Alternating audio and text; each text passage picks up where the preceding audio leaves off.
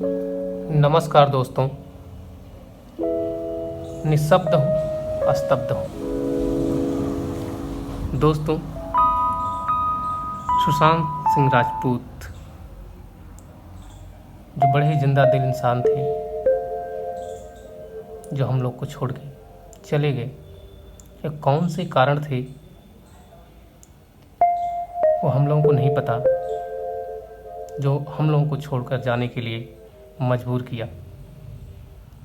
दोस्तों, ज़िंदगी में कठिनाइयाँ, परेशानियाँ सबके हैं, उनको संभालिए, दोस्तों से बातचीत कीजिए, खुश रहिए, संकट कट जाएगा। दोस्तों, ये लोग बहुत कम लोग जानते हैं कि सुशांत फ्री एजुकेशन देना चाहते थे, मुफ्त शिक्षा देना चाहते थे।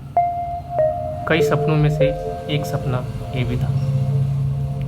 दोस्तों, उनके जिंदा दिली को सर्च कीजिए, देखिए। एक क्लिप शेयर कर रहा हूँ। हाय गाइस, 2 दिन पुराना स्टार्टअप है मेरा। ऑफिस बड़ा नहीं है लेकिन सपने बहुत बड़े हैं। साथ दोगे? सैलरी नहीं दे पाऊंगा लेकिन हिस्सेदारी जरूर मिलेगी। बिजनेस अच्छा हुआ तो साथ में आसमान छुएंगे, नहीं तो साथ में डूबेंगे। पर एक बात जरूर कहूंगा, उड़ने में मजा बहुत आएगा यार।